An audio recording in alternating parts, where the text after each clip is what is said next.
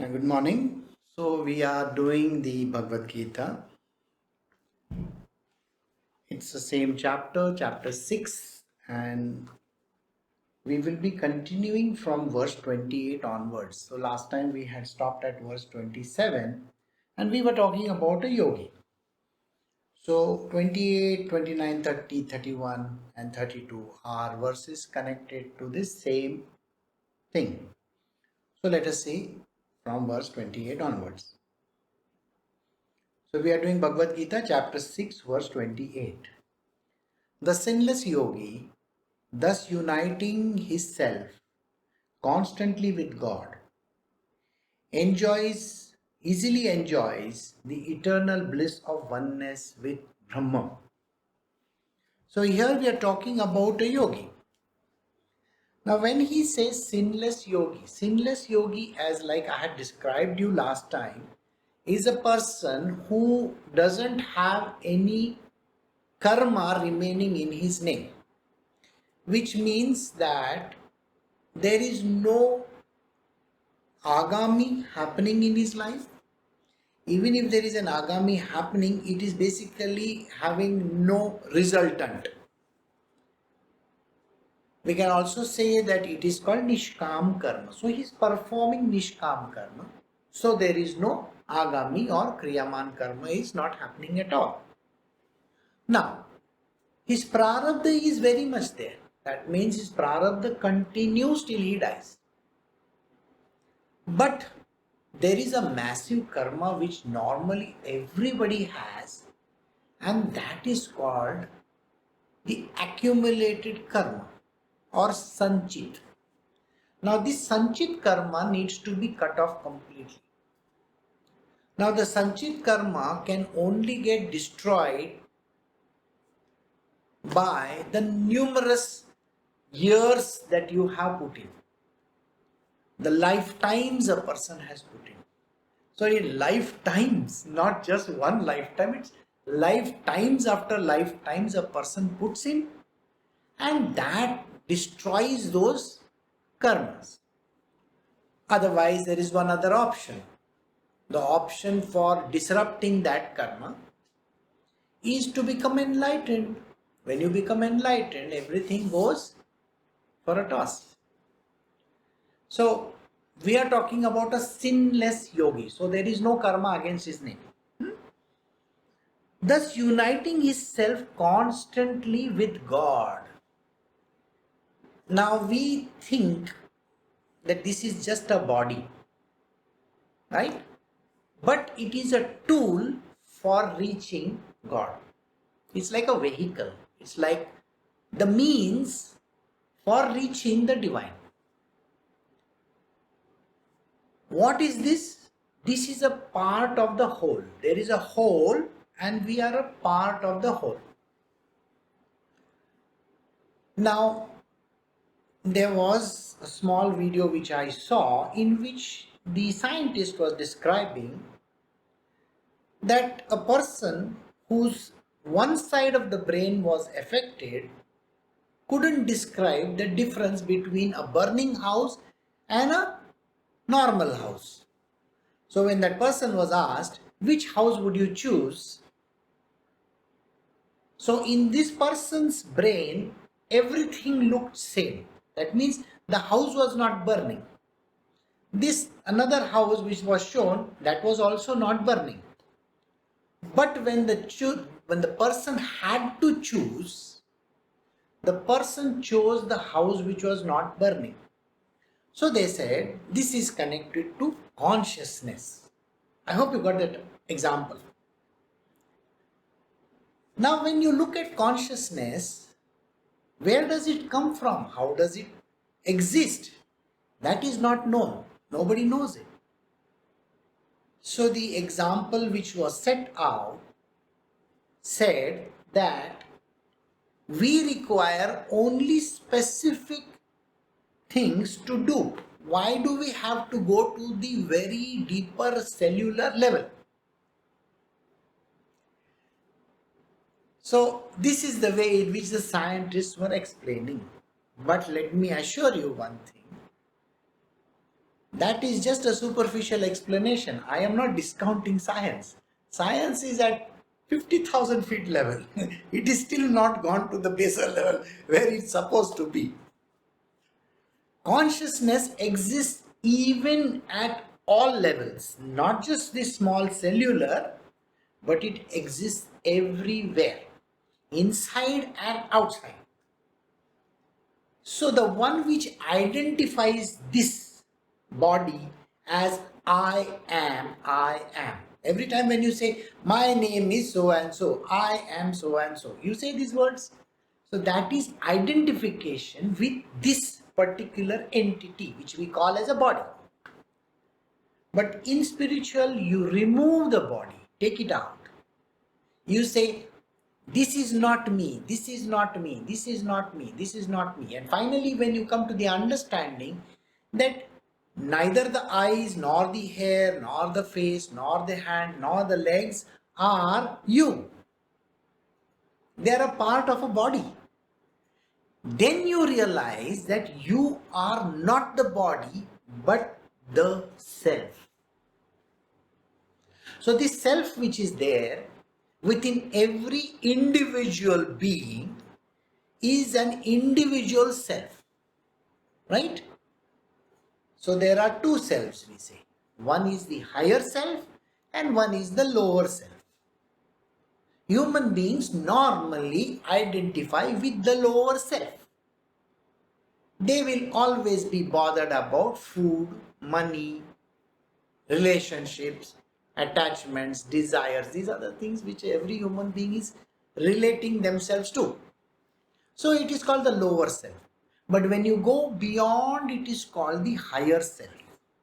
So any individual having the higher self, okay, and has an understanding of this higher self, can clearly say that this higher self is the one which will make me spiritual in life. Alright? Now, this higher self is not individualized. It is not you have it like that. It's a part of a big superstructure. Big superstructure. Alright? In some scriptures, they call it the soul and the super soul. There is no distinction. Please remember this. But for identification and for understanding purpose, people call it you have a soul, which is not right. But yet we have to accept it because that is how human beings can understand. So for the purpose of understanding, you have a soul.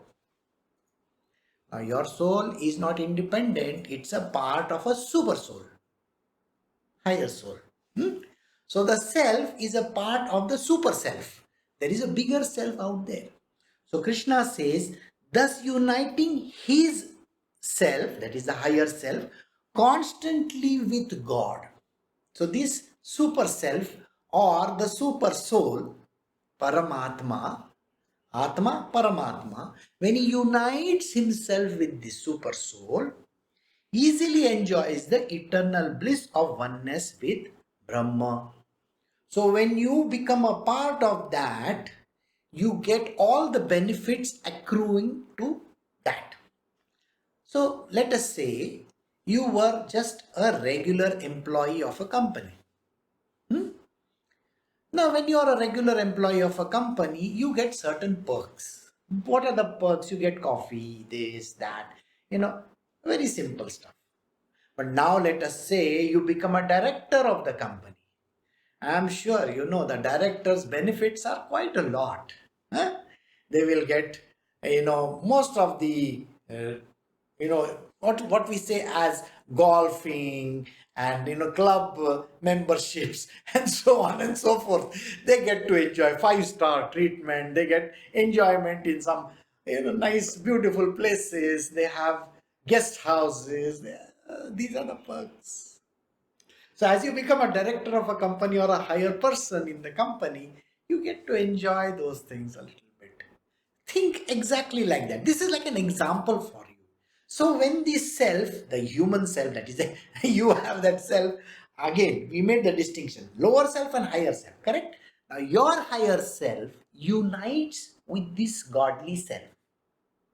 So whatever benefits accruing to the divine, okay, whatever that thing the divine has, become a part of your job. That means your functions, you will get benefits of that. So this is what Krishna says.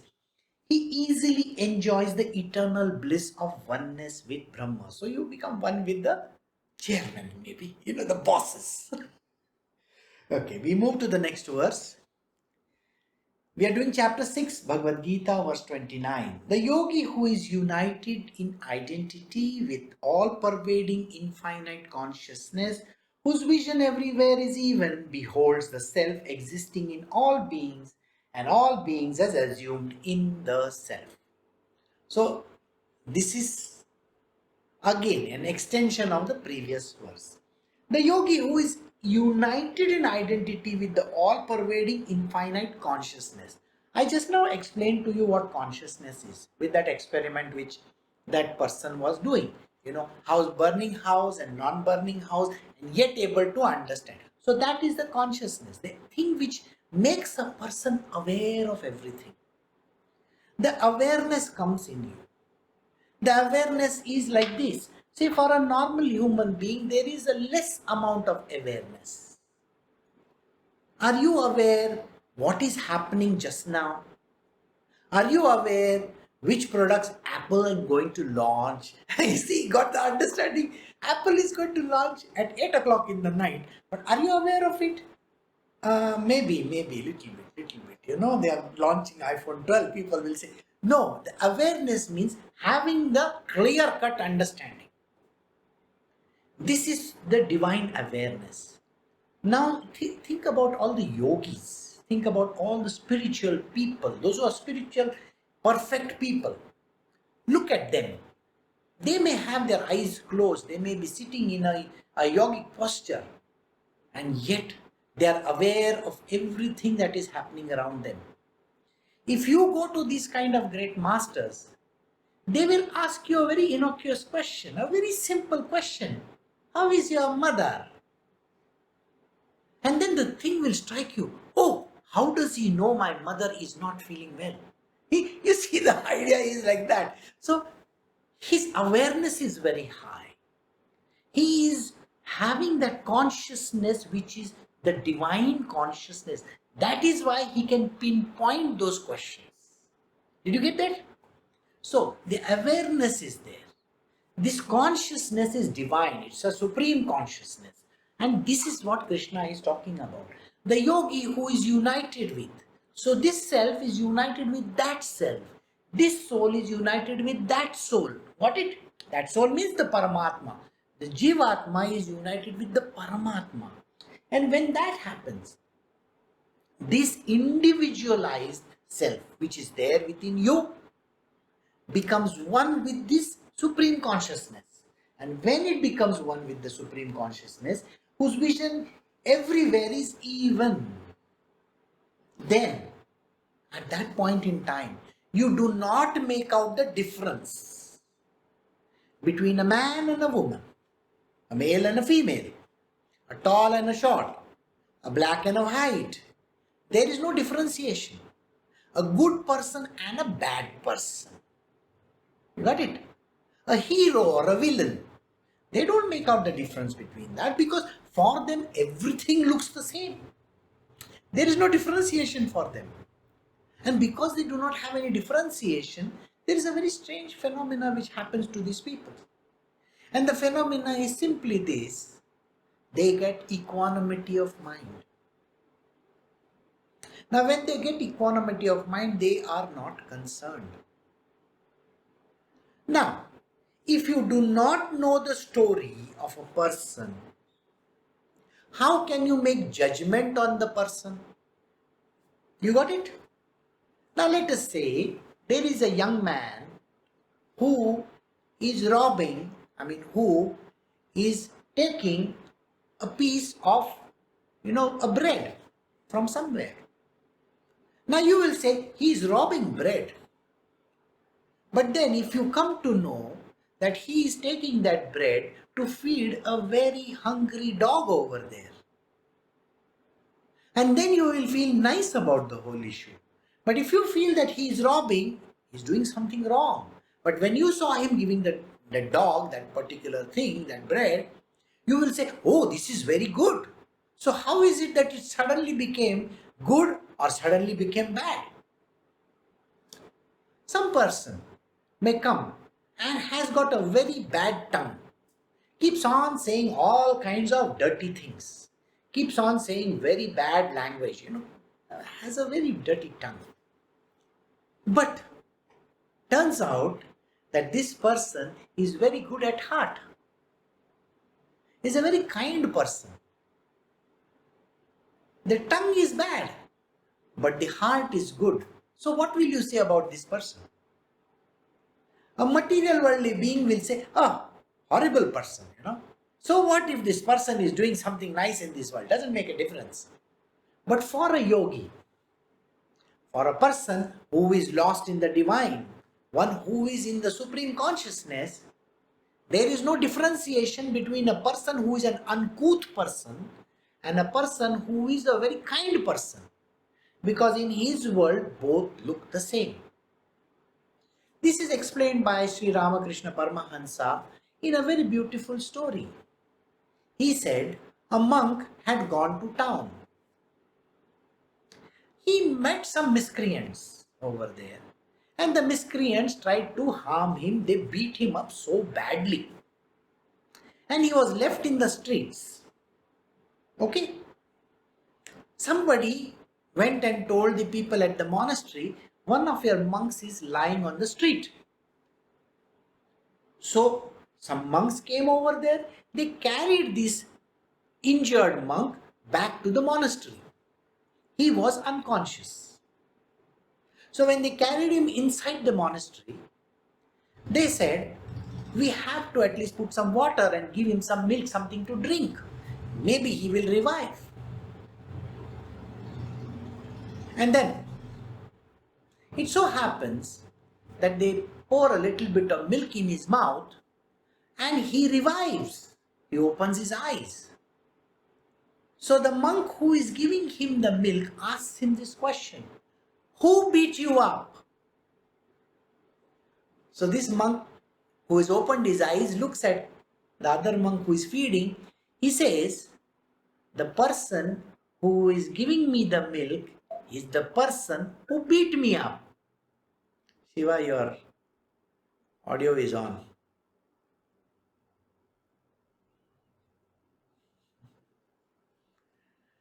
So I hope you got the whole thing. Here the understanding has to be that the person who beat him and the person who gave him the milk is one and the same. This is called the state of equanimity, where you do not make out the difference between a person who is beating you and a person who is feeding you. Only the great people who have gone beyond, that means they have got enlightened, they have become the divine themselves, they have the equanimity of mind. So these are the same people who will say that the person who gave the milk is the person who has beaten me. Both appear same. So there is neither this nor that. They do not find the difference between somebody beating them or somebody feeding them milk. It all appears to them as the divine doing that job. It is God who is beating me. It is God who is giving me the milk.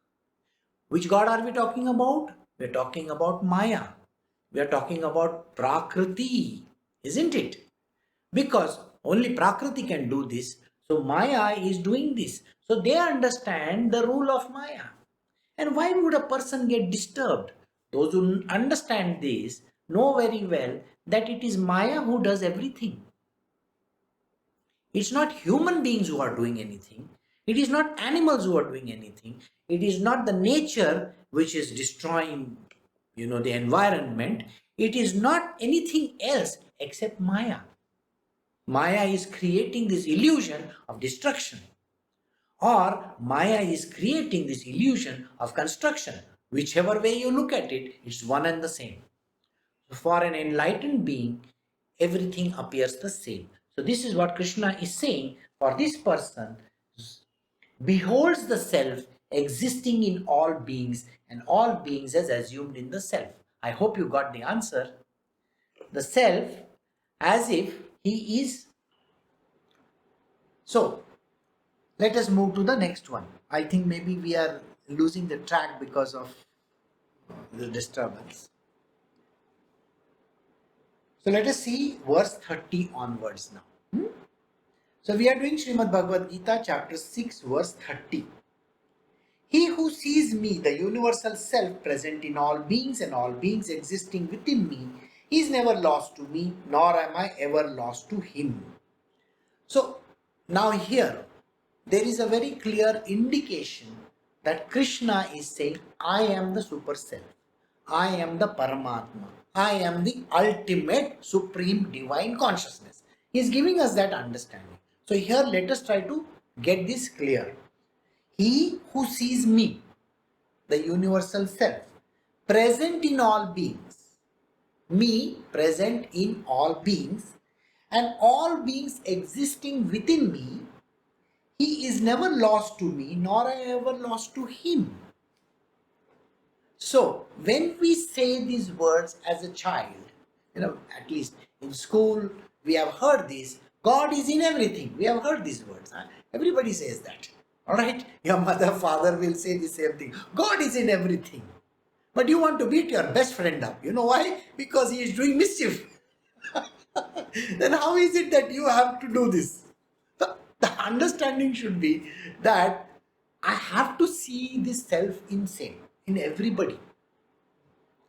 It is not that godliness is there in few and evil is there in few. No. The idea or the terminology of God and the devil, this came into the picture only because of Maya.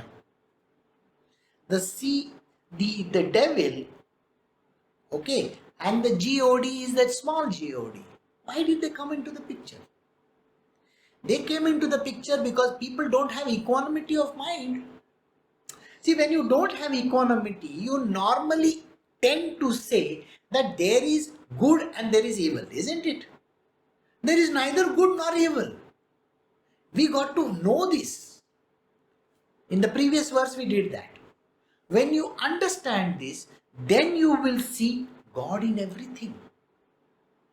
Now, this is a very difficult thing for Arjuna to understand, remember, and it is very difficult for you also to understand. So, let me give you a small satsang on this issue. Why is it that you need to see God in everything? When a person observes another person, say, when you are observing another person, how do you observe this individual?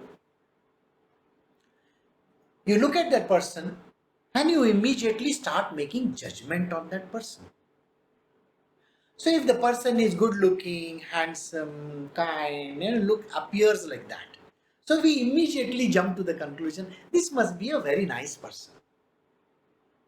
And then later on we come to know that he has evil intent. Similarly, there are those huge animals, koala bears, or there are the big lizards that are there. You must have seen, Uh, those lizards, they appear very serene and lost in the world.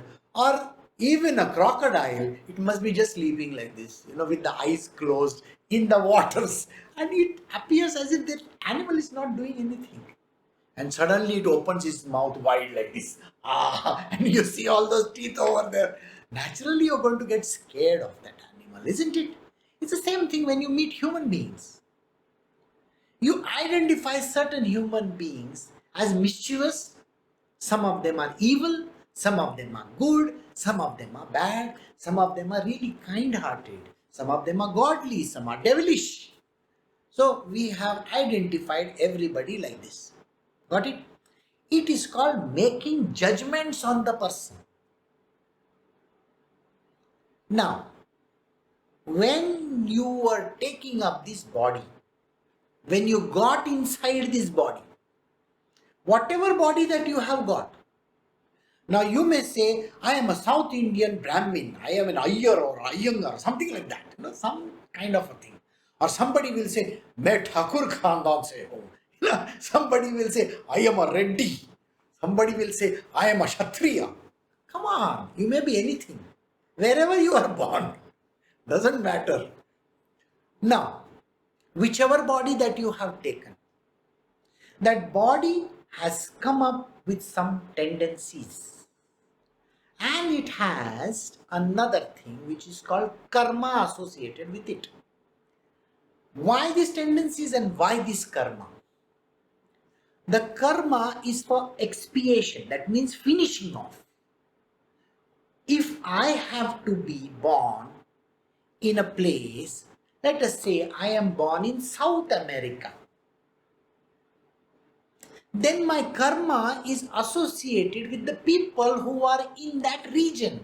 Correct? If I am born in New Zealand, my karma will be associated with those people with whom I will be staying for years. Correct? Do you understand this? So the reason why you are born in a certain place is understood. If you have a karma with some Russians, then you will be born in Russia. Some karma with Chinese, you will be born in China. Got the answer? So if you have Chinese parents, or if you have Indian parents, or if you have American parents, the reason why you have them is because of your karma. You were supposed to expiate, remove some karma associated with them. Got it? Now, you may shift to another country and you may take up this new home. Now, you are an Indian who is now settled in United States and you have become a citizen of United States. Then your karma is along with those people over there. And some amount of karma which you had in India is now finished maybe. Now you have to go to US and get that karma cleared up. So did you get this karma issue? Second, timing is important. You were born at a particular time in a particular place. Now, that karma is associated with time. Now, as a young boy, you have to give the karma back to one of your classmates. Give him something in return. But that classmate has to be with you, correct? Then only you can expiate it. So this is the way how the karma cycle works. So the body has been given, a time has been given, the space has been given, the family has been given, the country, whatever that is needed has been given to you so that you can remove the karma associated with those things. Got that answer? Now, second thing, like I said, you have tendencies. Now, tendencies are of two kinds. One which comes from your past lives and one which you develop in this life. So the one from your past life is the one which you can get rid of if you want to. Or it can literally burgeon. It can become very, very big and huge. This is what can happen. What are the tendencies? I will just give you one or two. Suppose anger is one of your tendencies. You were born in a family where anger literally runs through their veins. Everybody is an angry person.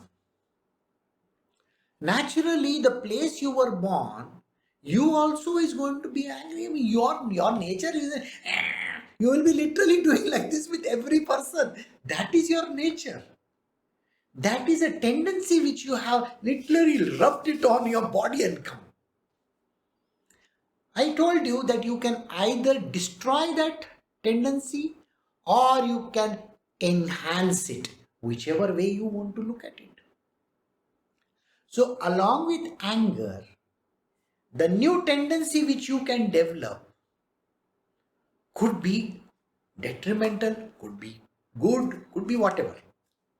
So you develop a new tendency. The tendency of robbing people, let us say. Sometimes kleptomania, sometimes some kind of a thing, sometimes going and pinching something from here and there, or sometimes robbing banks, whatever the case might be. Now, this is something which can happen to you. Or it could be just a very, very simple tendency of just lying. And you can become a great liar. And that is a tendency.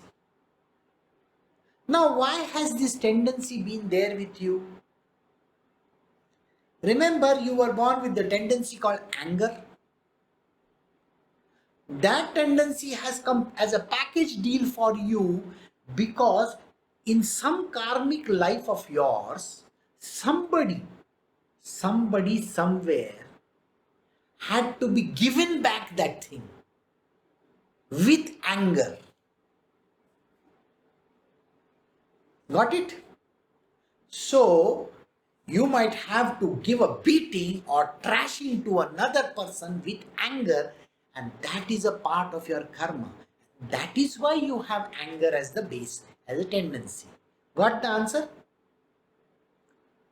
So, this whole life has been as like a package deal for you. You have come up with certain tendencies. Now, if you are having a difficulty of understanding, I will explain slightly better to you. What is the tendency of a cat? The cat will have the tendency of purring, rubbing herself against your body, telling you, I want food to eat. And then, if you do something, she's going to do something like this. That is her tendency. The cat's tendency is like that. And you cannot expect the cat not to have that tendency. Got it? So the cat's tendency is there and the cat is definitely going to do what she's supposed to do. Similarly, a dog. A dog is used to a certain way of living. It is his tendency. The cat's tendency is different, the dog's tendency is different, the monkey's tendency is different, the alligator, crocodile, the turtle, everybody has a different tendency. Likewise, human beings also have these tendencies which are specific to them. So this was the complete explanation for you to understand what everybody has. So some people are so lazy that they can never get up in their life. Some people are so angry that it is impossible to overcome their anger. Some people are used to, robbing. They cannot overcome that tendency of theirs. Some people are used to feeling nice about everything, whether it is good or bad. That is their tendency. Some people are born with certain good tendencies and some people are with bad tendencies. Some people acquire good tendencies, some people acquire bad tendencies. This is the gist of it all. Now here Krishna is saying, if you are an enlightened yogi,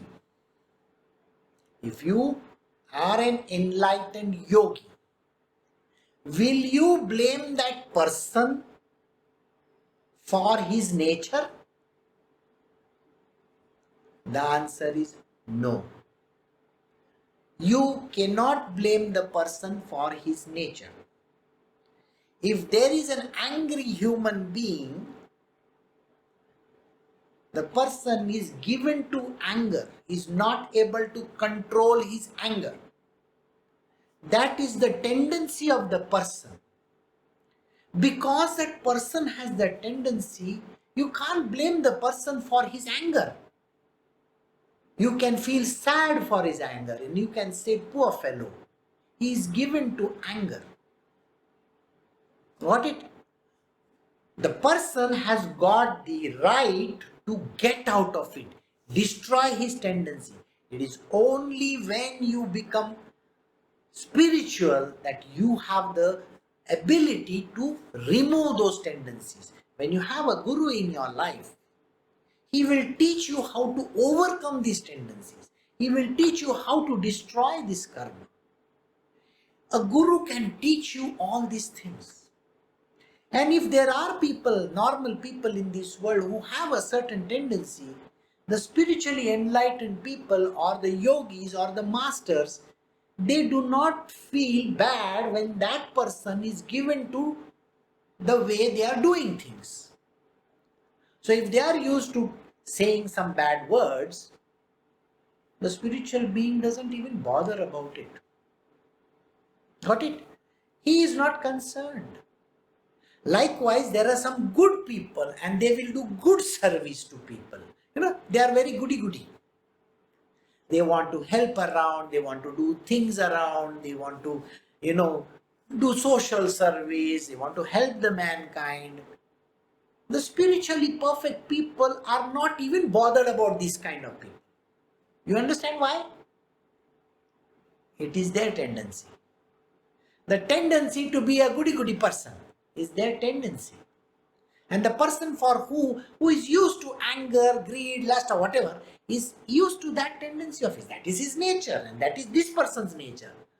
It is the nature of Maya within that person. And Maya has nothing to do with God. It has nothing to do with capital God consciousness. And that is the reason why this enlightened person can see the same consciousness in everybody. I hope you got this explanation. They can see everybody as equal because it is their inherent nature which makes them do like that. What is a person supposed to do? If a monkey is anyway going to climb that branch, he's anyway going to climb the branch, he's going to hang upside down, that is his problem. If somebody is used to anger, it is their problem. If somebody is used to murdering, that is their problem. Why would this master, the spiritual person, be bothered about it? He knows that that person is actually working as per his tendency. Now, there are lots of people who will always keep on saying, sorry Guruji, I got up late. Sorry Guruji, I was not able to join in time. Sorry Guruji, I can't do this. Sorry. I have to look at them as it's nothing. It's your tendency to do that. Why should I be bothered about it? Got it? And saying sorry doesn't change anything. You have already fired a bow, an arrow to someone. The arrow has already left left your bow. You think you can get it back? No. If words have left your mouth, can you get them back? No. So if you have not got up, it is nothing to do with me. If you don't join, it is nothing to do with me. If you have done some good service to mankind, it has nothing to do with me. Whether you do good or whether you do bad, whether you do something or you don't do anything, what difference should it make to a person who is not even concerned about it? So this is what he says. He is who sees me, that is Krishna, present in every being and all beings existing within me. He is never lost to me. So the enlightened person sees God in everything. Everybody is using their nature. And the nature has been given to them for a purpose. I started with the purpose. You remember? You were born in this country, you were born at this time, you have these parents, you have this nature. Everybody has been given a certain nature with a certain purpose. So you have to see godliness in everybody. You have to see Krishna in everybody.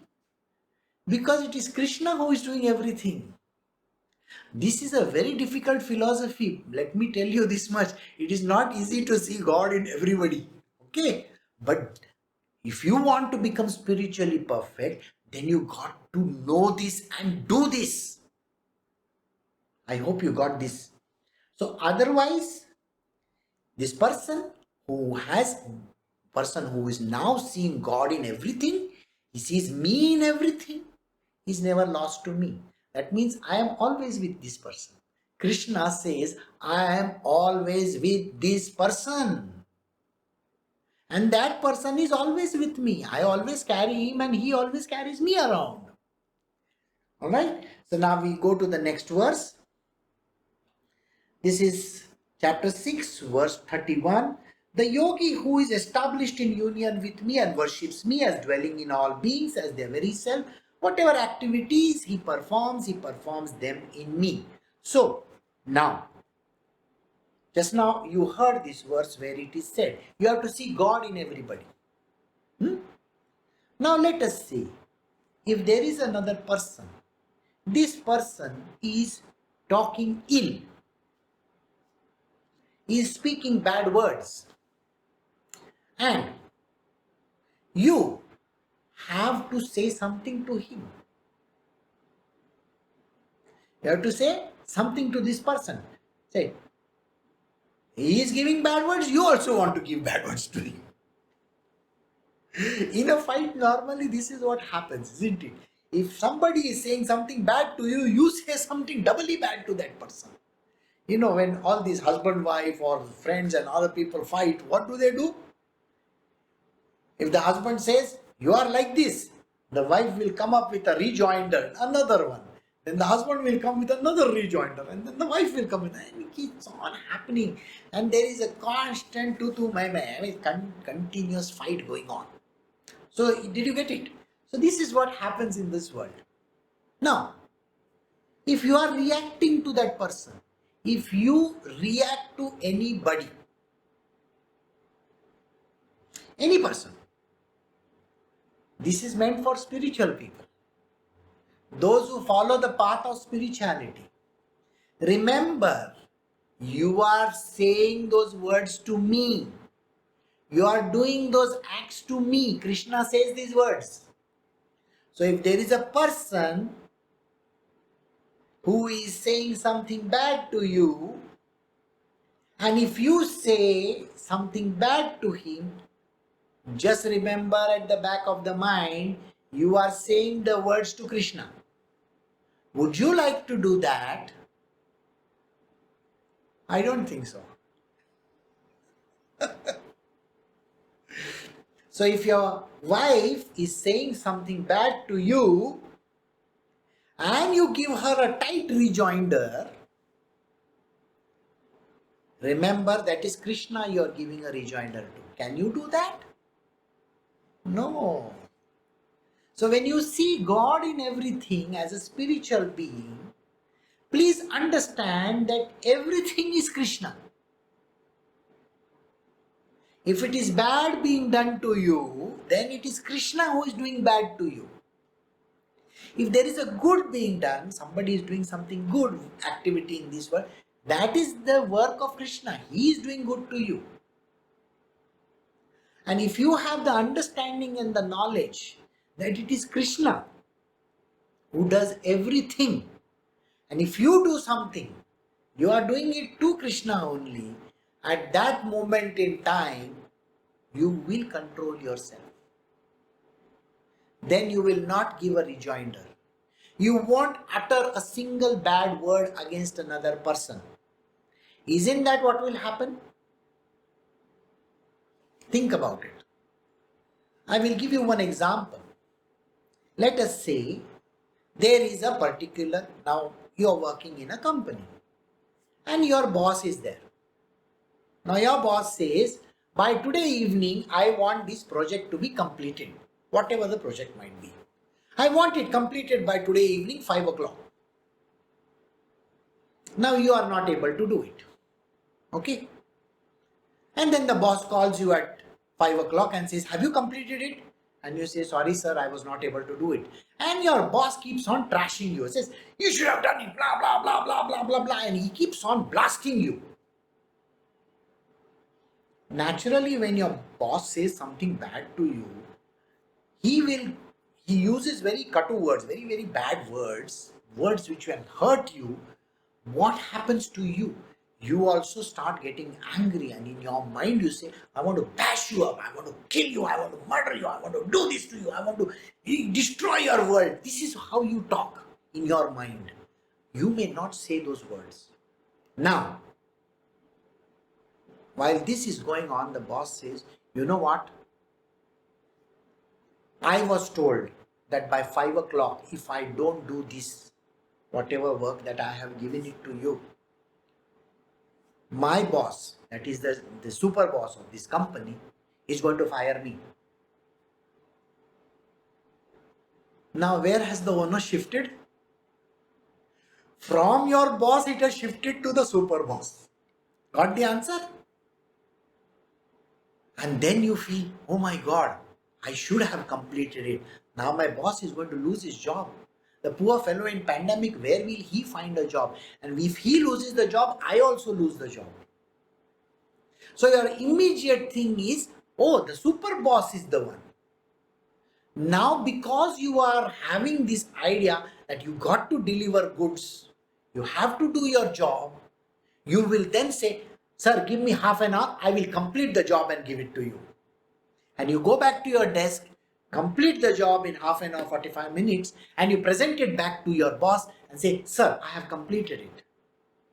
And the boss looks at you and says, thank you very much. And then he presents it to his boss, and his boss gets pleased with it. Did you understand? Everything, the buck stops with the super boss. You are working for the super boss. Did you get the point? You're not working for your immediate supervisor. You have to follow the rules, yes. But you are actually working for the super boss. And when you are working for the super boss, this is what you got to understand. In your life, you are working for Krishna. He is the super boss of everything. Because he is the super boss of everything, can you say something derogatory to another person? That person is programmed to say or do the things in your life, whether they are good or bad. Who has programmed it? The super boss has programmed it. If the super boss has programmed it, I don't think you have the right to even lift your finger or say anything bad to the super boss. So this is what Krishna is saying. See me in everything. Everything happens by the will of God. Got it? So he says, the yogi who is established in union with me and worships me as dwelling in all beings as their very self, whatever activity he performs them in me. Got it? These activities that you do, you are doing it for the divine only. So now, if you are working for some company, you're working for some organization, you're working for some NGOs, you're working for some private enterprise, you may be an actor, singer, writer, director, whoever, you may be an artist, or you may be an IT consultant, you can be working for some company or not working, or you may be your own business person. Remember, you all have a super boss. And your super boss is Krishna himself. You are working for him. Here I will tell you one more twist. If you are a husband and you have a wife and you have children, you have your parents, you have your grandparents, and you are working for, getting the money at home. Please understand one thing.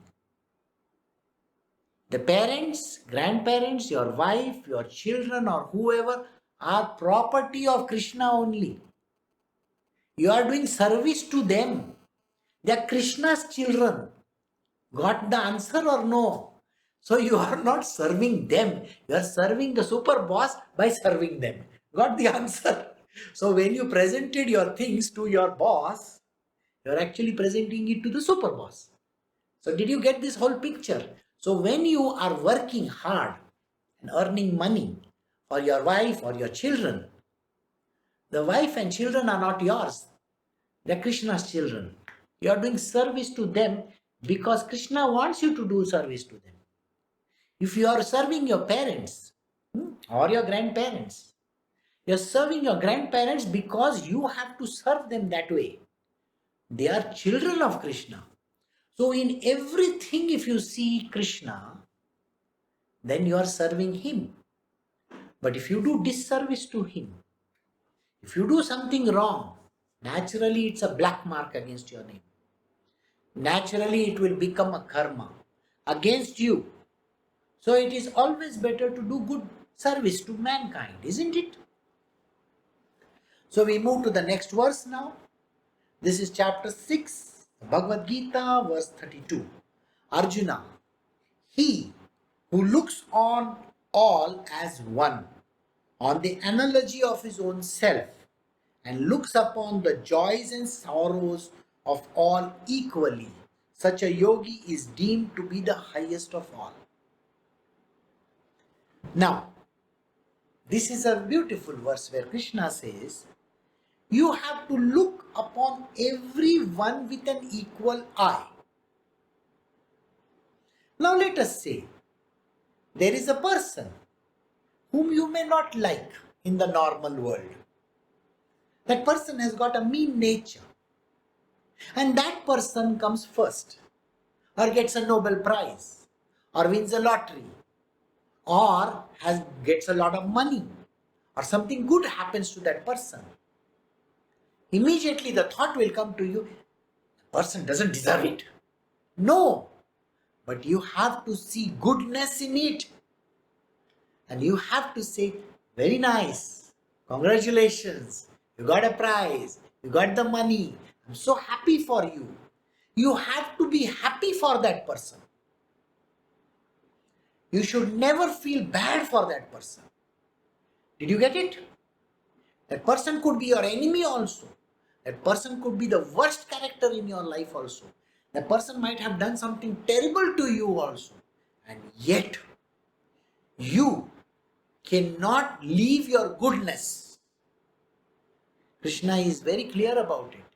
You should always be good to everyone, because he who looks all as one. You have to look at every person as one. On the analogy of the own self, and looks upon the joys and the sorrow of all equally. Such a yogi is deemed to be the highest of all. If that person is going through his hell, let us say his parents are suffering from cancer, or there is some pain, or some kind of, he might have lost somebody, or might be having a terrible problems in his life. You have to consider those problems as your own. Did you get it? How would you do this to your own relatives? Suppose your own mother has cancer. Will you look at her nicely? Of course, you will go out of the way to help her, isn't it? Now, your mother is fine, everything is fine on your side, but somebody else's mother is ill. You have to feel for that person and do exactly what you do for your mother, for this other person. Did you get it? So doing good to other people is more important than doing good to your own self. If you see God in me, in God in everything, Krishna says you have to see God in everything. You have to see Krishna in everything. Can you make a distinction then? You are not allowed to make a distinction, sir. If you are on the path of spiritual, you cannot make any distinctions. If your parents are ill, you will take care of them. But if somebody's parents are ill, do you bother? No. So now do you understand who a real mother is and who is not a real mother? A mother of a child is bothered, her child is sick. And she feels a terrible thing for that child. But when the neighbor's child is sick, she is not bothered the same way she is bothered about her child. The universal mother, Krishna, is bothered in equally the same way, because everybody is his children. That means your neighbor's child is also his child. Did I not tell you in the previous verse that you have to see everybody as the child of Krishna? Got it? It is when you see everybody with the same eye, you will not make the distinction at all. Then you will be very nice to everybody. You will not feel bad when that person gets something good. you have to feel goodness for that person also. And you have to feel the pain of that person also. If somebody is going through pain, you have to feel the pain also. If somebody is going through his happiness, you have to be a part of that happiness also. And this is the verse where he says, the yogi has to look all as one. This entire world has to look like one only. You should never make a distinction between enemies and friends. No enemies, no friends. This is how you have to see with an equal eye. Your eye has to see everything equally, same. If you make a distinction, then you are not doing anything good in this world. If you trash another person, Krishna is very clear. If you say something bad to another person, you are saying bad to me. Did you get it? Because they are my children. Your praises have no value. You see, you cannot say, oh, I said bad to this person and then I said good to him. No way. You got to have equanimity and you got to be nice to that person. Being a nice human being, being your good self is the most important part of Krishna's teaching. You have to see everybody with the even eye. You cannot have differentiation in this world. This is where he says, Arjuna, he who looks on all as one, and on the analogy of his own self, and looks upon the joy and the sorrow of all equally. Such a yogi is deemed to be the highest of all. If you want to be that yogi, the one who is on the path of realization, the one who is on the spiritual path, then you have to be your good self. See God in everybody. So we have come to the end of verse 32 and we will stop over here and I will see you all in the coming week. Take care. Have a great week ahead. Bye.